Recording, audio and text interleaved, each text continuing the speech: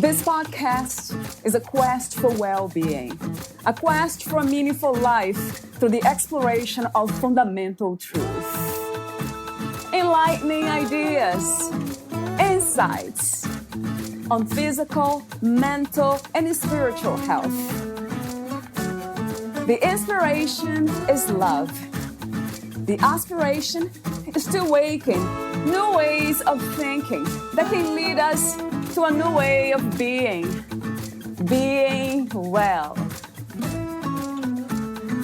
Welcome to Body, Mind, and Soul Healing Conversations.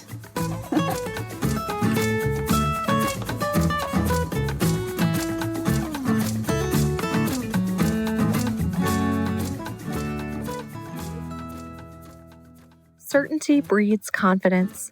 When you know you have the strategies and tactics to deal with whatever comes up, you have an air of self-assurance.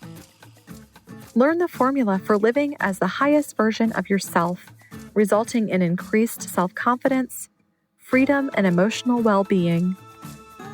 If you feel you're not naturally confident, you could be stuck forever dreaming, the person you want to be always beyond your reach. Starting your day off in the wrong way can affect your confidence on every level and cause you to be unfocused and inconsistent. But what if genuine confidence could be learned and practiced? Even better, what if it could be learned using methods that exercise both brain and body? And that could be tailored to your unique life circumstances. Valeria Teles interviews Danny Greaves, the author of 6 Steps to Self-Confidence. Build confidence, express yourself, have fun. Danny Greaves has long been fascinated by how the mind, brain, and body work seamlessly together to create our human experience. After a decade working with clients to help them feel better about their body and resolve physical pain, his attention moved to the ever more pressing area of mental health. Danny studied and trained with several of the world's leading minds in human behavior and synthesized these approaches into transformational coaching programs designed to help people express themselves, believe in themselves, and appreciate the value they have to share. He is an expert in teaching how the mind works and is inspired by helping people clear previous painful memories and traumas so they can live a life of meaning, purpose, and productivity. Danny is the author of 6 Steps to Self-Confidence and runs Danny Greaves Coaching. Meet Danny at dannygreavescoaching.com. Here is the interview with Danny Greaves.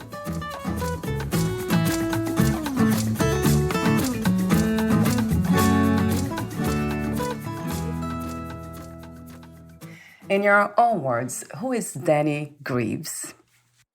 Danny Greaves is someone who is towards the beginning of a journey, who is using the business that I love to actually help develop and evolve myself. I'm all about how much I can evolve and where can I get to. I love that idea of getting there or getting somewhere. It seems like, in a way, we are looking for a destination, a place of completeness, wholeness, peace, or balance perhaps too. Would you say that those places exist? I like the idea of heading towards almost mini destinations. Right. I don't think we'll ever reach a destination where everything is complete, because I always think there's another level or another project. But I think there's so many moments along the way where we can pause and appreciate the mini destination. So we get to enjoy the whole journey without actually ever knowing that there's an end that we can reach, which I think is something that's quite interesting. I hear wisdom when you say that. This ability to live in the moment for what's happening now, achieving those many goals and feeling complete, not being complete, but feeling complete. It's more like a feeling from what I see. Yeah, I think that's right. I think we all have a feeling that we know we're on the right track. So for some people, it's maybe goosebumps. For other people, it's that warm feeling. I think we all do it in slightly different ways, and just trying to structure our life to give us as many of those moments as possible, I think is a nice way of looking at it. It really sounds reasonable to me and also realistic. So we don't have all these ideas, grandiose ideas, or get lost in them, because sometimes that can happen. I remember in my case, thinking about a destination, living for that destination for almost 37 years, trying to be happy. Really, I was trying to look for inner peace, but then the word that I used to use was happiness. So with that in mind, let me ask you this question. What is happiness to you today? And what are the greatest misconceptions about happiness? Ooh, okay. Happiness to me is essentially a synonym for fulfillment. I think the more that I think about happiness, I almost automatically in my mind convert it towards fulfillment. I really love I think it was the ancient Greeks who came up with those two versions of happiness, where we have that one more animalistic, sensual happiness, which tends to be more short-lived, which we now know is heavily correlated with those dopamine rushes. Yeah. And then we have those longer lasting, more fulfilling type of happiness, that eudaimonia type, which is more about a balance of both sides. So it isn't necessarily an absolute high, but it's an appreciation rather than sort of like a quick rush, if that makes sense. And then when you speak of fulfillment, I think about purpose. Would you say that purpose and fulfillment are connected? I would, yes. And purpose was really a challenge for me for quite a while. And, there are certain people out there who speak and their journey suggests that they've had one purpose for their whole life. Yeah. And when I would sort of see those people and I would compare that to my situation, I used to really often ask myself, I don't know what my purpose is. How come I don't have this really crystal clear purpose about my whole life? Yeah. And it was actually when I spoke to one of those people who I thought had this one crystal clear purpose, and it was actually them who explained that actually their purpose evolves and changes every couple of years or every few years. It's just that they're so connected to it when they speak about it, it sounds like it transcends a lot of time.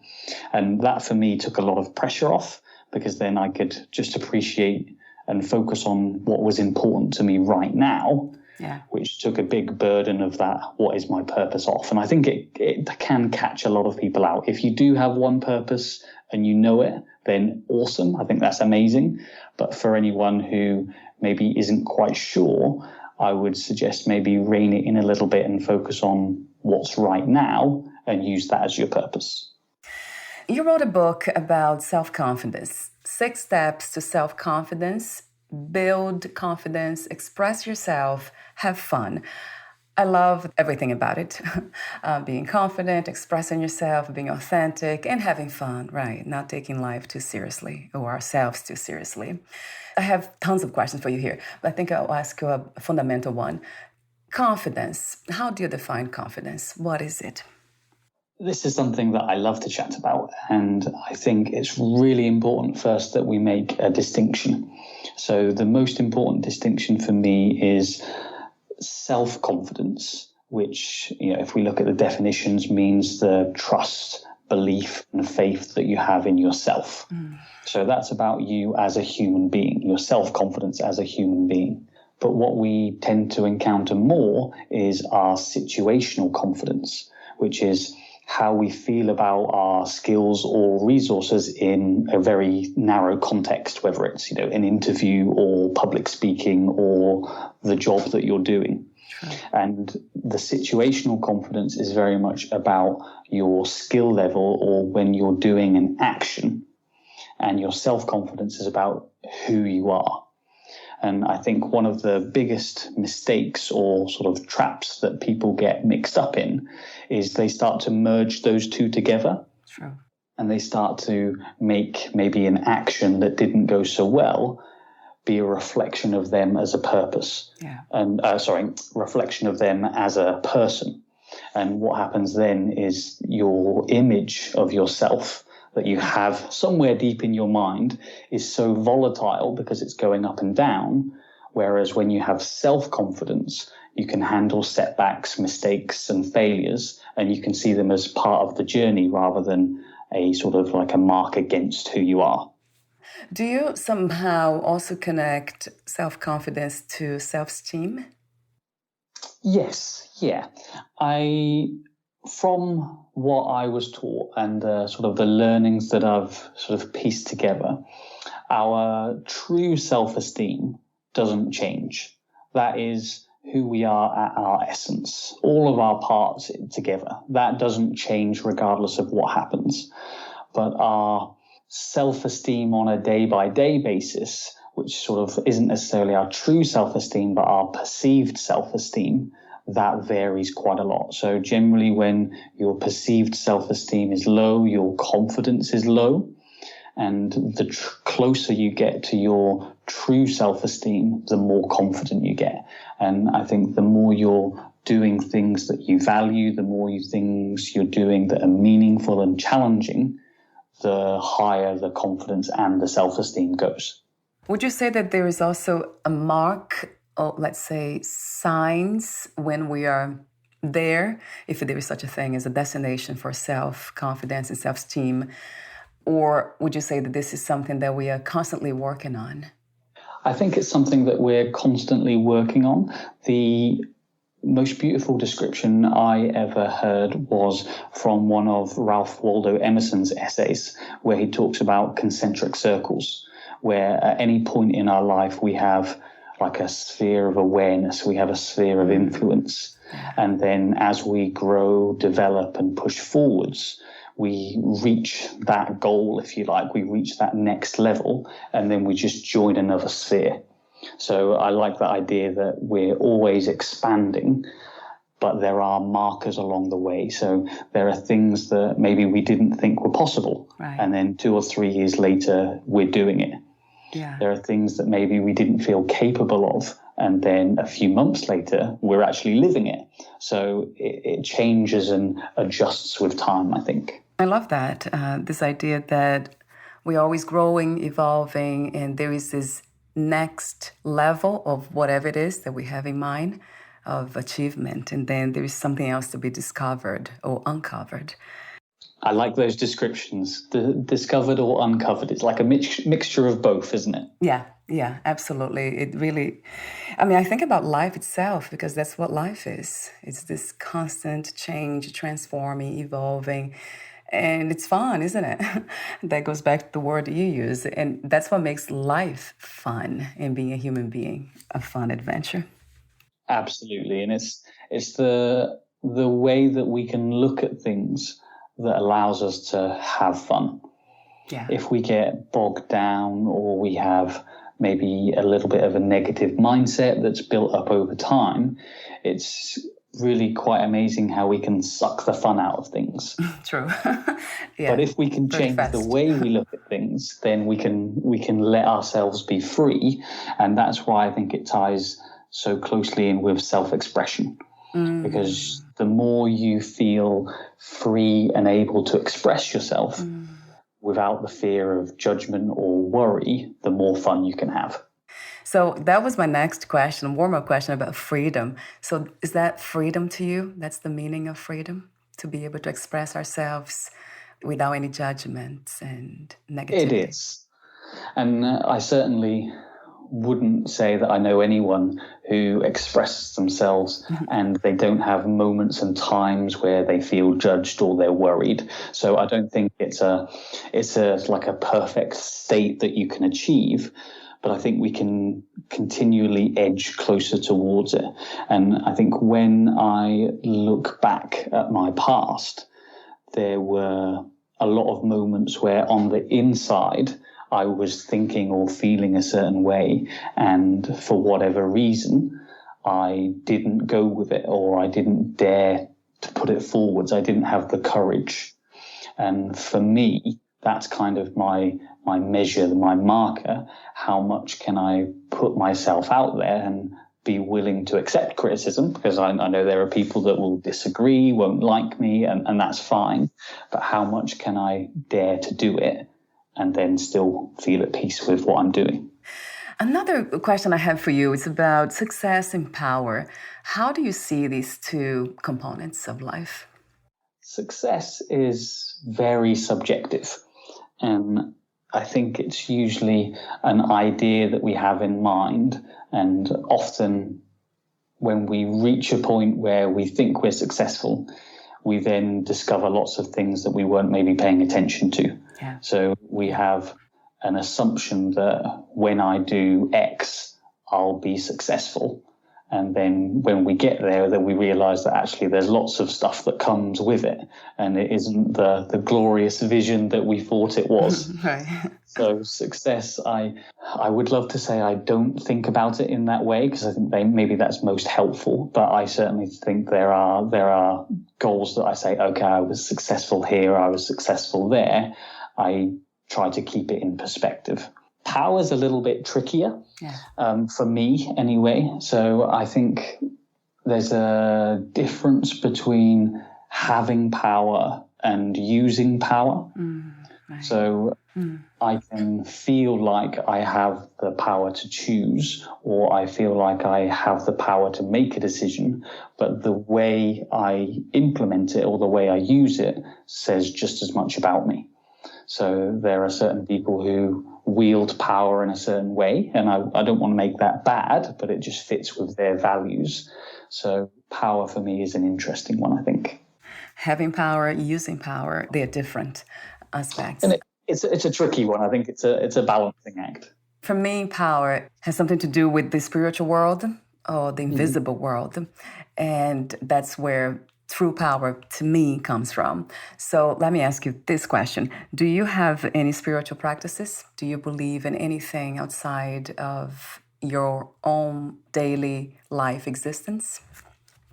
I would say that my opinions and beliefs on this change. Yeah. They certainly haven't settled. I think the one that resonates with me the most is almost a little bit taken out of the famous Einstein quote, where he says one of the most important questions you'll ever ask is, are you living in a friendly universe? And I think when we think about consciousness and we think about the lives that we live, the more I can connect to it being a friendly universe and it being here to help people experience more love. I think that's what I connect to the most. And it's something that I like to learn about, but it's definitely, I'm a long way from coming to a conclusion on that. I love your wisdom. And that's natural too, because you're not really something they have not concluded. It's just, it comes naturally. It just arises naturally. That's beautiful.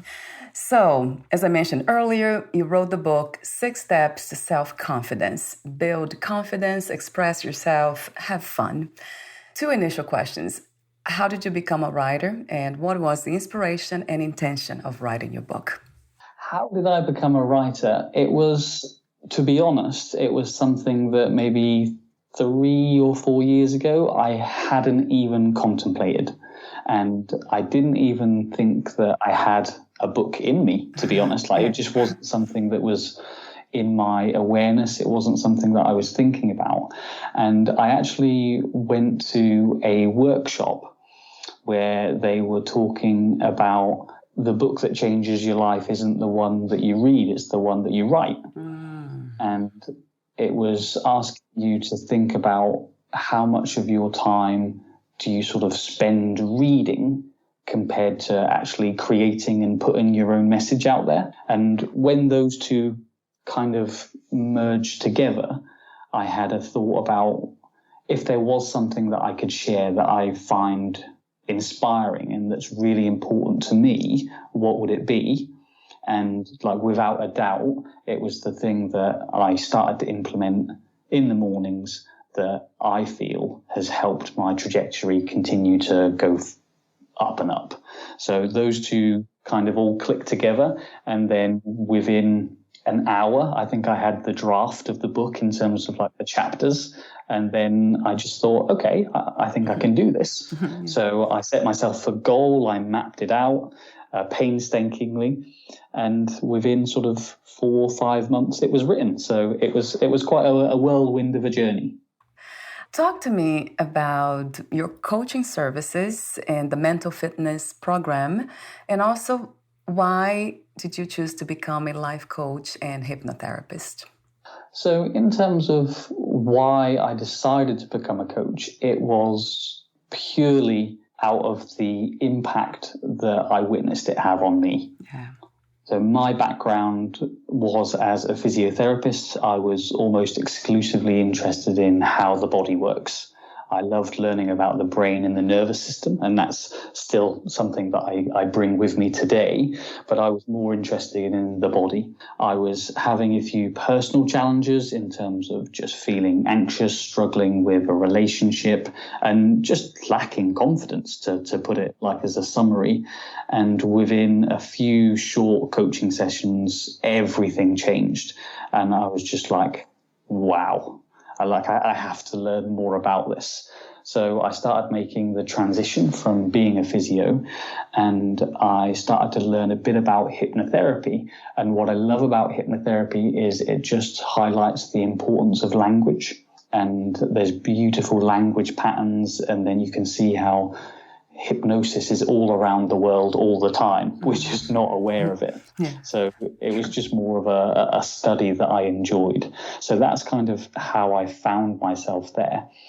And in terms of the services that I provide, I love helping people get specific results. So I don't sort of subscribe to the idea of just having ongoing therapy or counseling.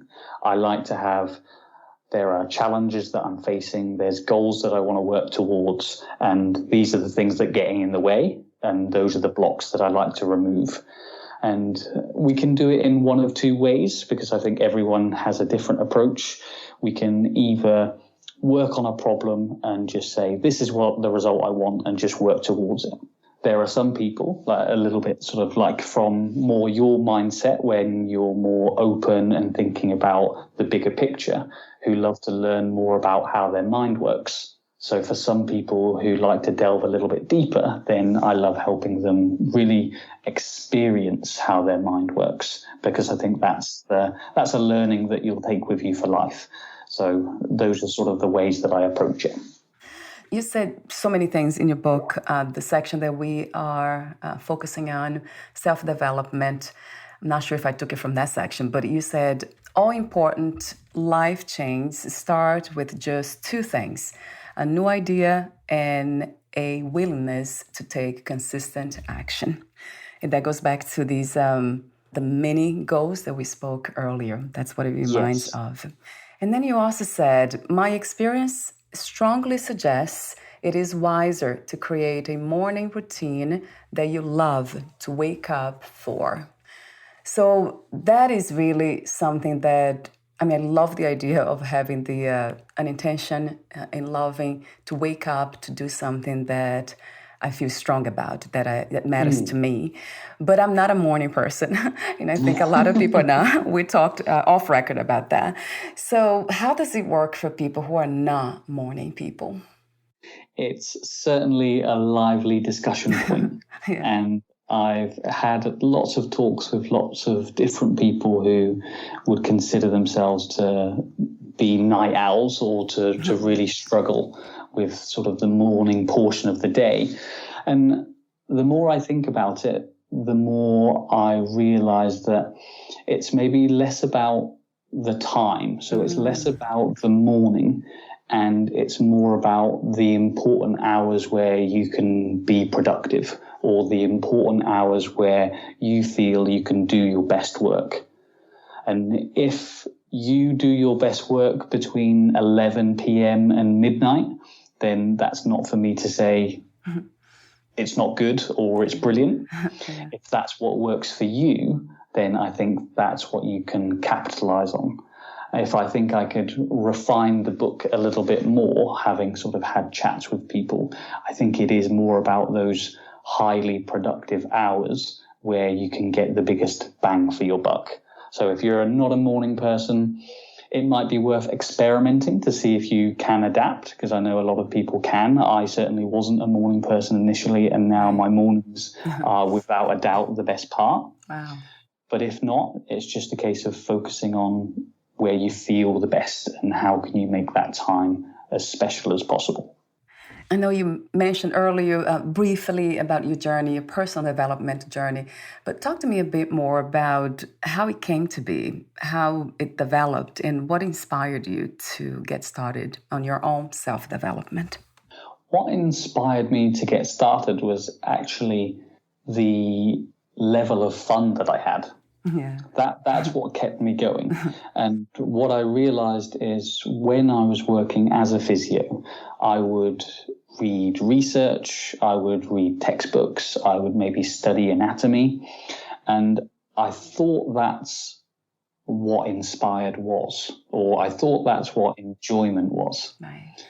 And then when I started learning about how the mind works, how language works, how we frame our perceptions, there was such a contrast in how much I engaged with that information and how I just couldn't get enough of it. I got more energy from reading it, that I just knew that there was a change in direction that was coming.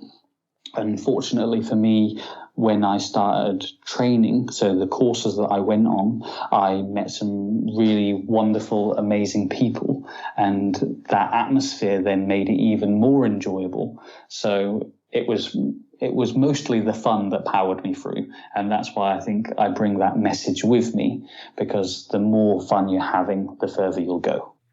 So you say, for a lot of people, emotions can be difficult to control. We are not given strategies and tools to gain control of our emotions. So they often control us. Do you really believe that we can control anything? I believe that we have the ability to control our perceptions. Right. I think it's not a skill that we necessarily develop naturally. Right. We maybe do with the wisdom of time and mentors and guidance. But I think without having that belief of I can control my perceptions, it makes it much more likely that we'll feel overpowered or we'll feel less purposeful because there's outside influences that can change things and make a huge effect. Now, I know our circumstances can change, but when we know we can change the way we view something, hopefully, and my belief is, we can change the way that we look at it to use it for us. And I think that's the bit that I connect to in terms of control. It's maybe accountability or maybe responsibility, maybe a slightly more effective word. But what I'm going for is that sort of that sense of empowerment to say that you can change how you feel. Oh, I love that. Yeah. Taking responsibility. That really resonates true to me, and also feeling empowered and knowing that we can guide, that we can become aware of our emotions and guide them in a different direction if they are destructive. Yeah, and I love that awareness piece. I think that's so important.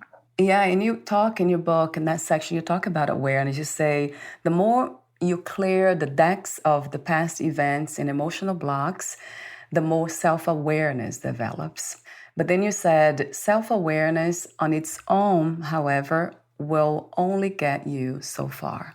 So talk to me about that.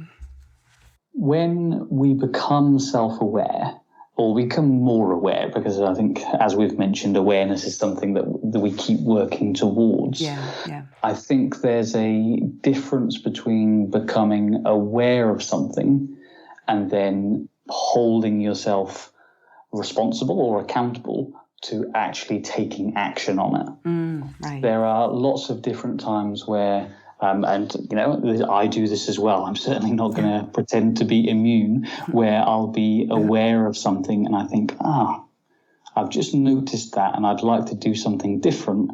And then maybe I get distracted or I get a different priority come up. And then later down the line, I notice it again. And it's like, there's that thing I haven't changed yet. Whereas there are certain times and places where I become aware of something and I decide, okay, I really want to make a change here. And then it's about putting in a bit of work, a bit of effort, a bit of energy to actually do it. And I think that's the sort of the piece that I like to emphasize. It's the doing of it rather than just being aware of it.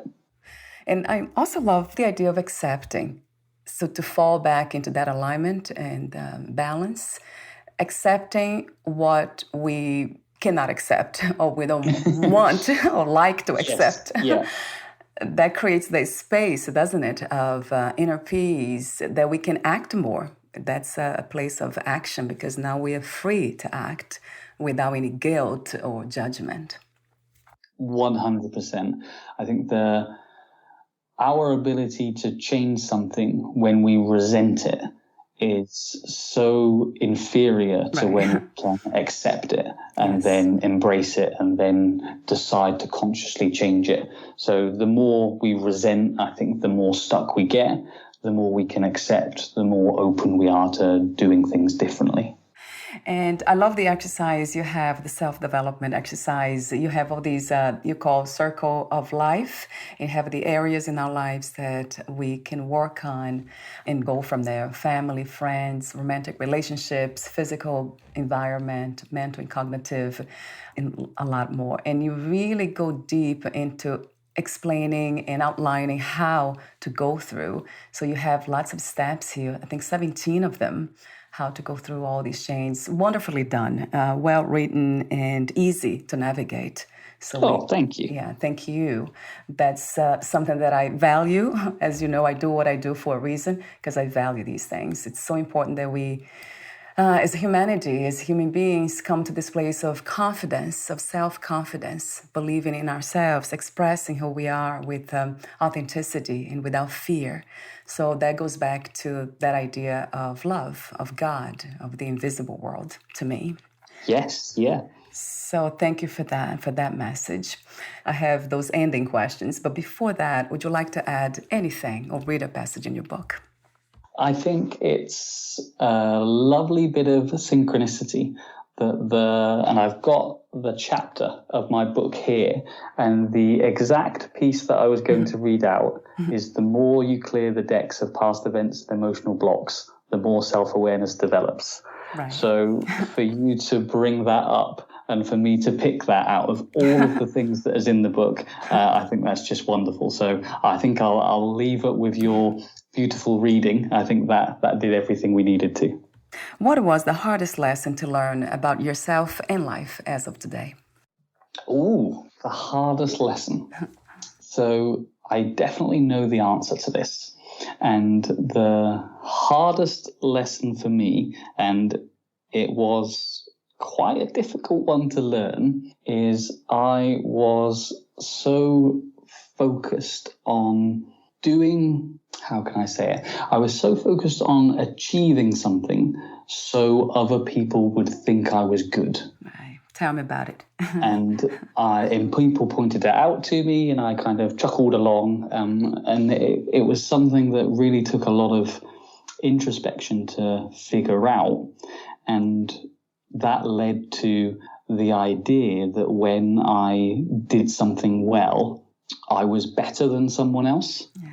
And I think that was kind of the pattern that I was running for quite a while, where when I performed really well or I felt that I was successful, if we use our word from earlier, then I was sort of better at something or better at doing this or had more qualities than that.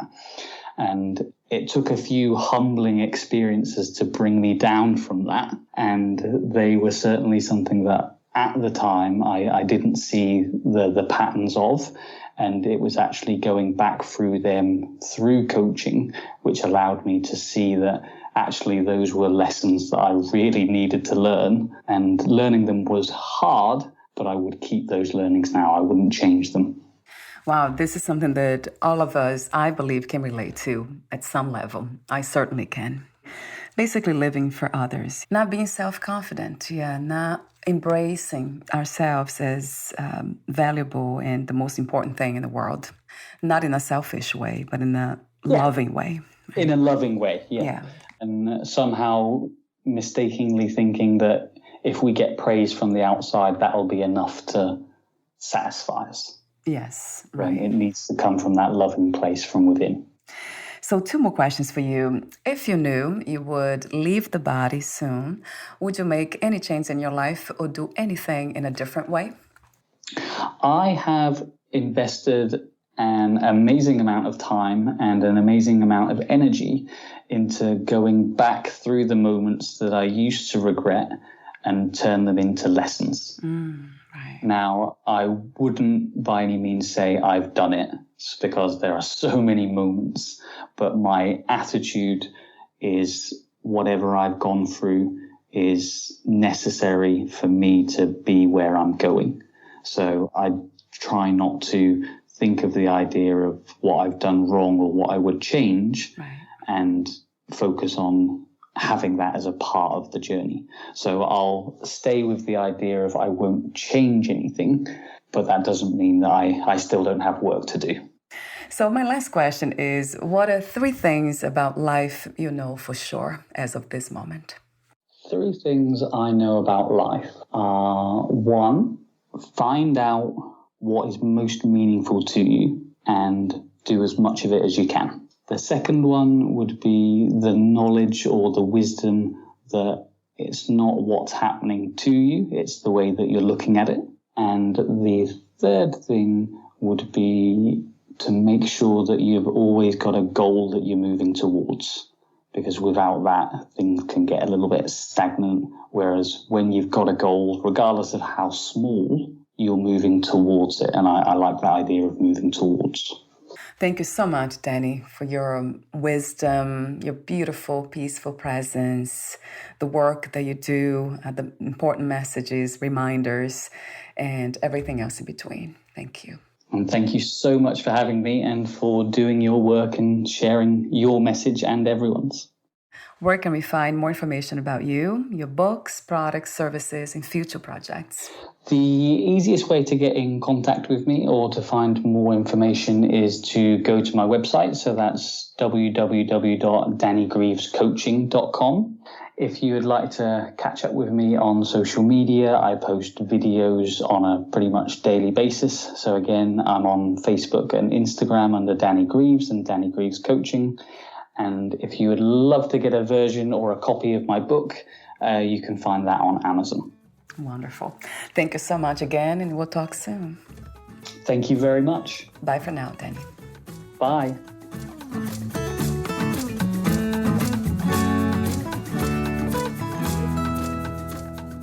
Thank you for listening. To learn more about Danny Greaves and his work, please visit dannygreevescoaching.com.